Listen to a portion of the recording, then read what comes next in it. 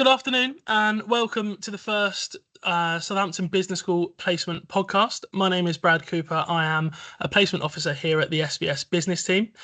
My role is to support students when securing their placement. We cover a ton of things that we'll talk about throughout the placement podcast, including modules and one-to-one support.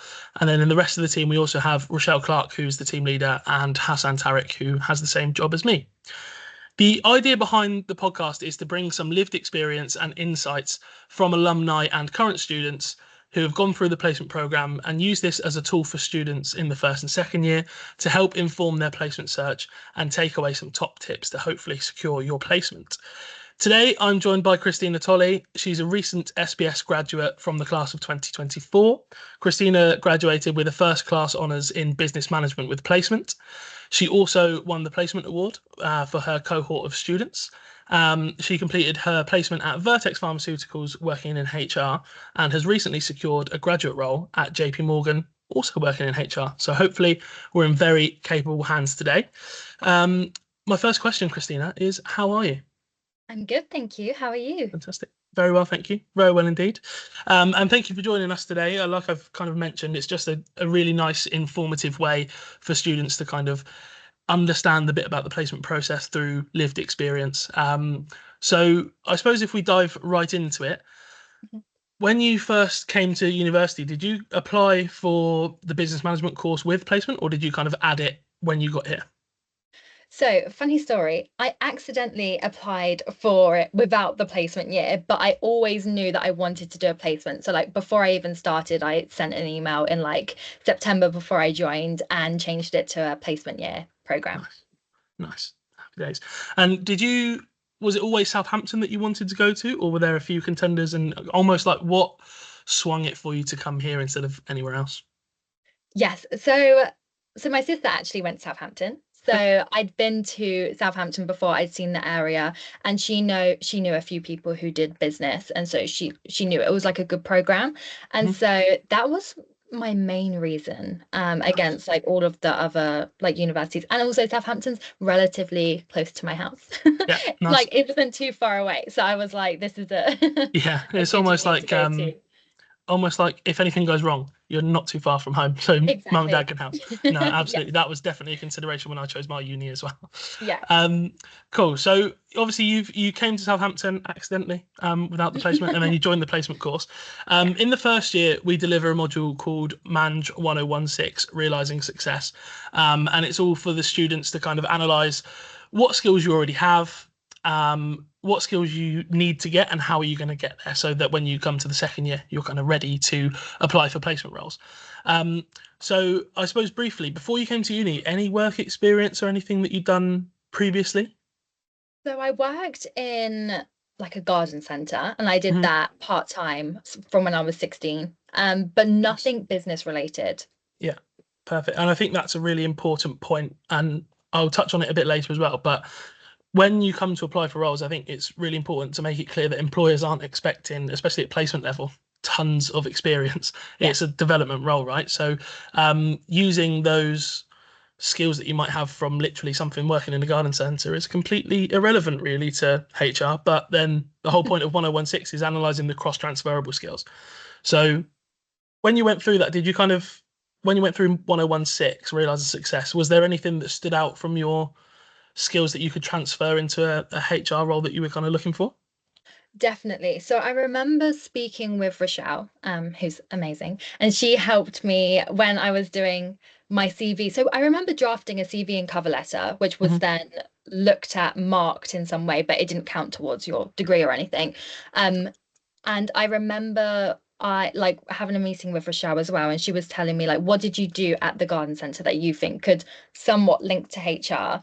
And she really just helped me think deeply about what I did there. And so like one of the things that I did was like created an induction booklet from when we all returned from COVID, and she was like, that's so related to HR, you can put that in and then really like elaborate on that in interviews and everything like that. So that was really helpful for me to understand how my experience in a garden centre could be applied to HR, and Rochelle really helped me go through that. Absolutely, definitely. And I think from my experience working with students, it's the most common work experience is like store work, like working in supermarkets and stuff. That's what I did when I was at uni. I worked in the co-op, but Love I that. think it was great fun. But the only or I say the main thing is students kind of discredit it because, like you say, it's not related to HR or finance or marketing, whatever it is.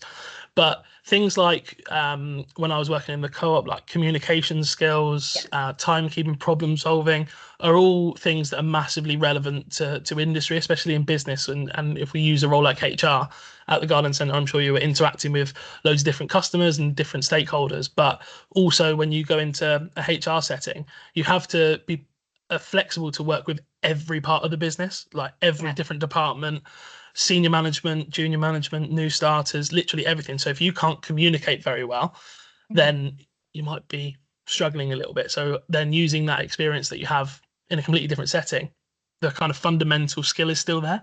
And I think that's massively important in the 1016 module. We have so many students that come with literally no work experience. So we'll offer things like the talent development program that they can get involved in now that Holly Street runs. We recommend like internships, part-time jobs, anything that you can get involved in is going to be massively helpful towards the placement search, which is great. So you had a bit of background there, which is good, and sort of identified your skills, which is the whole purpose of the module, which is excellent. Moving into second year, I suppose that's the biggest, well, I don't want to say the biggest thing, but it's a massive part of it because you're kind of that's when you start applying for roles. That's where I, myself, and Hassan both start to see students a lot more in that one-to-one support. You mentioned that Rochelle was your one-to-one support contact in the team. So talk to me a little bit about that kind of relationship. Was it helpful, do you think, in terms of managing your workload? Because I know it's not the easiest thing to apply for loads of roles and do all of your uni work as well. Yeah, it was a challenge, but something that I did that I definitely advise to everyone else is just start early. So I started my CV and cover letter, and I was looking at just, is it Rate My Placement, the website that you go on? So I remember finding a few like HR job descriptions that came out quite early in September before we started uni. And so I started drafting my CV and cover letter then, and I sent it to Rochelle in September, and she got back. And so by the time that I'd started uni officially, I had a CV and cover letter that was like almost ready to go. And so Rochelle helped me go through like a few different CVs and cover letters for different companies. And then at one point she was like, okay, you've got the hang of it. You can kind of go off on your own and do it. But it definitely was a challenge, but you do just have to manage your time, and you have to, figure out what's your priorities. And I remember doing in second year, we did a practice assessment center as part of the placement program, and that was really helpful because we were all going through interviews, assessment centers at that time, and so getting like real-time feedback from your like supervisors on what you can improve on was really helpful.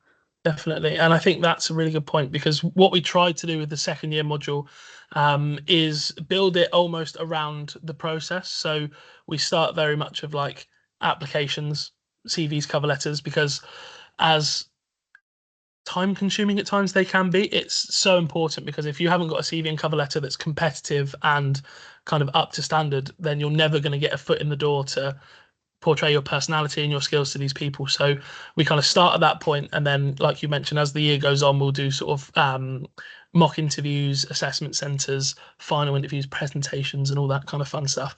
But we very much try and map the learning across to make it almost run in line with where students might be at that time in the year, if that makes sense. And you mentioned sort of having meetings with Rochelle. Do you think that was a beneficial thing to just have someone to come in and almost have a relationship where Rochelle can be very honest about what you need to change and tweak?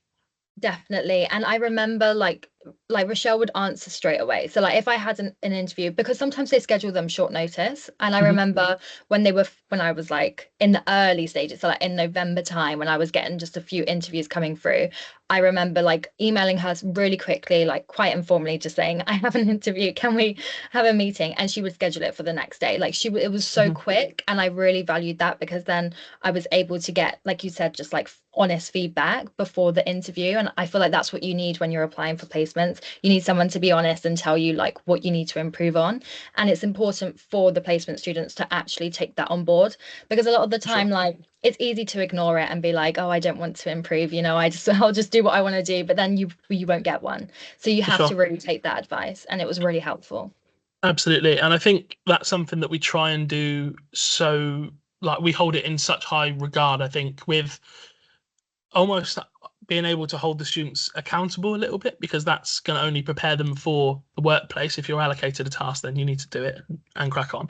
But also having that relationship where, I understand some students might take feedback in one way, some might take it in another way. And having that one-to-one support is really important for me, because if I was quite direct to you and said, look, this needs to change, that needs to change, and that wasn't your personality type, you didn't respond very well to that, then, it might be a bit of a struggle to kind of get that buy-in almost. Whereas I think understanding the students, or trying to build a bit of a relationship with the students where you know them quite well, you can then inform that feedback. So if, for example, you were a student that needed almost a bit more like, have you thought about this instead, or have you thought about it from that angle, rather than saying, do this, do that. I think having that one-to-one support element is really important for that, because it can be quite motivating, hopefully, to keep on with the process. And that leads me on quite well to rejections. Now, I know that no one likes to talk about rejections, and it's not fun or nice in any walk of life to say no, or be told no. Unfortunately, it's probably the only guarantee with the placement program, is that you will get some no's. So can you tell me a bit about your experience? Was there any companies that did say no to you and you were like, oh, what do I do? Yeah, so many, honestly. I feel like what I learned throughout the placement process was just don't get attached to one specific role and one job, because a lot of people did. And then when they were rejected, they decided that, they just threw it all in the air and they were like, fine, I'm not going to apply to anymore. And then that's when you end up not getting one. But yeah, so I remember I got through to the final stage for Adobe, and I really wanted that one. But I did get rejected from the assessment center, and it's hard to hear, when you've been trying really hard and you practice so much, and you go through everything to make sure that you try and get it, and then you don't. But it's only not like normal, like you just said, it's like inevitable that you're going to face rejections. Yeah, and I guess the thing that I just did was I just kept persevering, and I kept applying, and I kept doing the interviews, because that's how much I wanted one. So if you want one, you will get one. It just takes a while, because you have to go through the rejections. For sure. And I would say it's so rare, not just for a placement, but for any job. If you're looking for a job, to get an offer for the first one you apply for is so rare. And if you're that one person every year, then more power to you. Congratulations. But I think that sort of resilience is important, not taking it personally. Like I say, don't get attached to roles as much as you might really want to work for this company or work in this role. I think it's just having that open mind that, okay, I'll give it my best shot. I'll work with my placement advisor and I'll put all the work in. And if it doesn't come through for that role, that work's going to help when it comes to the next one, I suppose, is the most important thing. But eventually you were successful, and you got a role with Vertex. So can you tell me a bit about that, in terms of, like, was it a company that you'd heard of before? And how did the recruitment process go for the role? Yes. So what's funny actually is, in the Realizing Success module that we did in first year, we drafted, I mentioned this previously, but we drafted a CV and cover letter. And we got sent, like, Rochelle uploaded a few job descriptions that we could pick. And so I actually picked Vertex for the HR job description. And so in first year, I'd already drafted a CV and cover letter for Vertex and got it marked by the placement team. So I had heard of them in that respect. And so when it got to second year, I was kind of looking out for their placement scheme. And in terms of the recruitment process, so I remember submitting a CV and cover letter in like November, December time. And it was quite a quick turnaround. So then I had 2 interviews in the space of like a week and a half. And then I found out I got the job like the next day. So it was very quick. Yes. Very, very quick. Like it. And with that whole process, did you find it was similar to some companies you've done before? Yes, But what was interesting about the Vertex one is I didn't have to do any online tests, which they Okay. do, which a few companies want you to do. And I didn't do an assessment center for Vertex either. Okay. Nice. Yeah. So it was a bit more streamlined in that sense. Yes. When you did the assessment center for Adobe, Mhm. how did you find that? Because I think it's becoming a lot more common, especially with the larger kind of big companies tend to hold them a lot more regularly. How did you find that process with the assessment center specifically? Yeah, so as I mentioned, we had the practice round, which we Hmm. did in the second year. So I think going in, I knew what to kind of expect, which was really helpful Hmm. from the second year module. But I did two interviews and a presentation, and it was when I was in the moment, I was like, I kind of knew I didn't get it, because Hmm. the interview was tough, like it was really hard, and then I did my presentation, which I think went okay. Um, but yeah, so it was okay, but it wasn't my favorite. And also it was my only assessment center. So it Okay. was like my first one. And I feel like if I had a second, then maybe that would have went a lot better. But this was like my first Sure. real experience in an assessment center. So it was quite tough, but you got Yeah, to do it. absolutely. And I think we sort of, I'd say on average, two or three assessment centers to be successful. Again, like you mentioned, I know it kind of all snowballs into a rejection, and then you get through to the final stage of another company, and you might not have to do another one. Yeah. But I think if you can use that first assessment center as just understanding the environment, what it's like, because it's quite an intense day, especially if you're there all day, it can be very intense. But using that as kind of like a learning tool, by the second or third time, you know what you're supposed to do, you know how to gauge it, and then you can run with it. So hopefully that mock assessment center in Manage 2063, Mhm. along with maybe one more practice that Yeah. is not a real, it's a real assessment center, but almost like a practice run. By the time you get to that second or third one, most students tend to do a lot better, should I say.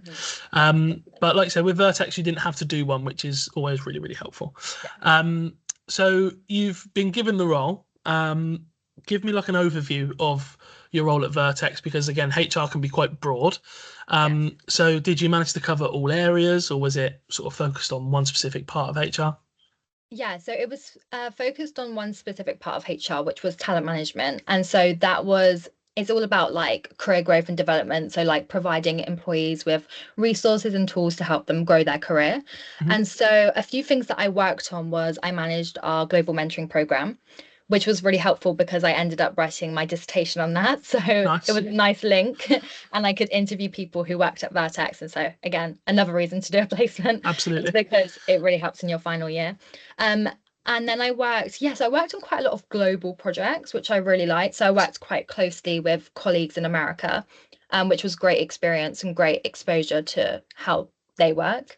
And I also worked quite a lot with senior leaders as well, which was also really good to build up my communication skills and like confidence when presenting and things like that. So I did a variety of different things. Yeah. Nice. Perfect. And I think that's a really, really good point. The link from almost having the connections to be able to inform your learning when you come back is massively advantageous. But I'll touch on that. I have a question for that later. Yes. Um, but with the placement, obviously, it's you've had to, I presume, relocate as well. Is it based in Oxfordshire, I want to say? So for Vertex, it's actually based in Paddington. So I Oh, didn't okay. need So it's not to too bad. relocate. No. So you're able to live at home and commute in, which Yes. isn't too bad. So with that, did you find your adjustment to the workplace? Like, how did you find that? Because I think at times it can be a little bit of a different dimension, obviously having a very regimented schedule at work Mhm. to adjusting to that from university life, where it might be sort of a lecture at 2 o'clock in the afternoon and not much time in the morning. How did you find that adjustment to the working life? Yeah, so at first I found it tough, waking up at 6 in the morning when you're used to Mhm. waking up at like 8 a.m. Or even later at uni. That was quite challenging, having to do that every day. And like you said, commuting you have to be there for. So I had to be there at 8:30 in the morning, and Mhm. then you finish at 5:30. So getting used to that was quite a challenge. Mhm. But but loads of you are in the same boat. So like I had a lot of friends who did placement years, so we'd message each other and talk about it, and then you do just get used to it. Once Yeah. you start doing it more, you definitely get used to it. For sure. And I think that's another really good point, is that you have that network of your friends that are also on the placement program, who might be at a completely different part of the UK or a different part of the world, but you still have that kind of shared experience where you can connect with each other and also just kind of embrace that together almost. Can be really helpful. And in terms of like work-life balance is an important thing that's a lot of students obviously want, and a lot of people in general want. Did you kind of find a nice happy medium where you were able to switch off from work after 5:30? Yes, definitely. Perfect. Yeah, so I never really had to work late. There was like Hmm. one time where we were like on a tight deadline for a project that I worked till like 6:30, but that, like an extra hour is nothing, you know? For Um, sure. but yeah, I really found my work-life balance. And so my boyfriend actually was still at Southampton, so I would come on the weekends back to Southampton to visit him, Hmm. and he was still, still living the uni life, so I would go out with them. Yeah, And that nice. really helped, switch off from work because I was back like at uni. For sure. No, that's excellent, and we thoroughly recommend weekends. Enjoy yourself, Yes. for sure. And I think just touching on the placement support. So when students go on to placement, I always make a joke that we don't just kind of wave you out the door and say we'll see you in a year's time. We still kind of have those meetings throughout. So you would have had a first week call, just to kind of make sure you checked in and you settled in all right and that sort of stuff. But the main one I want to focus on is the visit. So um, one of us would have come and seen you in your placement and met with you and your manager to kind of track your progress, and see how you're getting on. How did you find that kind of support throughout the placement? So yeah, so really good. Actually, just to jump in, so Rochelle didn't actually come to visit Hmm. Paddington, but I remember having the call with my manager and Rochelle, Yeah, and that was really, really helpful just to hear, it's like it makes you feel like you're back at uni, just hmm, like, yeah, yeah, yeah. and I just really, it was like, really comforting just knowing that Rochelle was there, like whenever I needed her.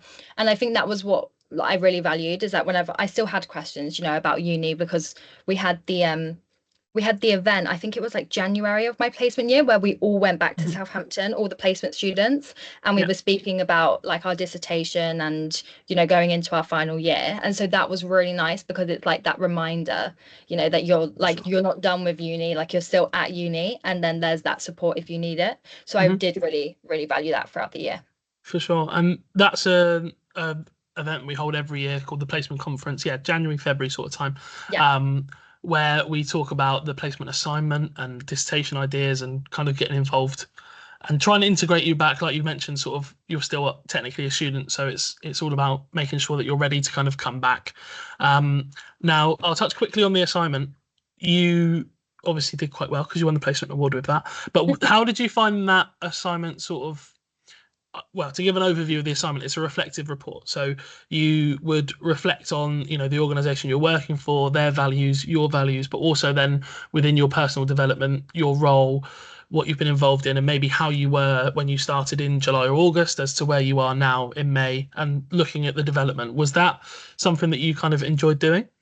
Yeah, definitely. And like you just said, like it's a reflection report. So it was just really nice to kind of look back on the year and just, really put it down on paper, like everything that I like was working on and contributed to. And Sure. also I used the report a lot in my final year when I was applying to grad roles. And I think you might jump onto this a bit later, but For sure. when I would like, because the way the report structures is you use the STAR method to write down your answers. And that's the Mhm. same method that you should use when you're doing an interview. And so when I was doing interviews for my grad roles and they were asking questions about my placement year, I could just literally just like copy and paste from my report and just try and, not remember it word for word, but, Yeah. get the gist of what I was saying. And that was really helpful. Absolutely. Perfect. And that's the whole idea almost, is to have, obviously there needs to be assignment for the credits and all that sort of stuff, but at the same time it's a really good tool to use in future. Um, and then last couple from me, when you come back from your placement and you kind of integrate back into university life, do you think the placement helped with some key things like balancing your dissertation and all that other stuff in final year? Definitely. So I would say the two areas that it really helped with was time management. So, Hmm. knowing what to prioritize, I think was like something that I learned on my placement year and like could really use it in my final year. And also like managing projects. And so during my placement year, I would manage quite a few projects, whether they were like global or more local. And your dissertation is a big project that you need Hmm. to like keep track of because you do have like many deadlines that you need to reach. So that really helped me. Yeah. Yeah, absolutely. I think that's a massive, transfer of skills again to be able to kind of come into that final year where it's really, really important and there's lots to do, but it's about how you kind of implement your skills. And I think a placement is the perfect, almost learning experience for that, which obviously you took advantage of, which is great. And another thing outside of the assignments and dissertation is applying for graduate roles. So you were obviously successful with JP Morgan, which is a fantastic achievement because that can't be easy. But would you say the process for applying for graduate roles is similar to placements, or is it completely different? I think it's very similar. Like, so you submit a CV and a cover letter. So for JP Morgan, I did a pre-recorded video interview, which I did for multiple companies during my placement year. And then so it was an assessment center for JP Morgan, but it was more just like two interviews. And Hmm. so again, like that's very similar. They ask you very similar questions as well, but at least with your grad roles, you have experience of a placement year. Sure, So it's easier to answer the questions and you've practiced them already. But yeah, very absolutely. similar. Perfect. So you've also got that experience of having gone through the process, but now you're going through the same process again with more experience, which hopefully, Mhm. yeah, Yeah. makes it a lot easier, which is excellent. Um, so the final thing I'll ask is some top tips. What would you say? You can have as many as you want, for the students that might be in first year or they're just starting their second year in a couple of weeks' time, or well, next week maybe, at the time of recording. Some top tips for those guys in order to kind of be successful and gain that placement. Yes. So a few. So the first is keep going. So as we mentioned, you will get rejections. It's only normal. Excuse me, sorry. So I would say keep applying, keep going, and speak to the placement team. They're there to help you. Like I said, I spoke to Rochelle all the time when I was applying to placements, and like they're more than willing to help. So just Hmm. definitely speak to them whenever you have an interview, assessment center, and get the help.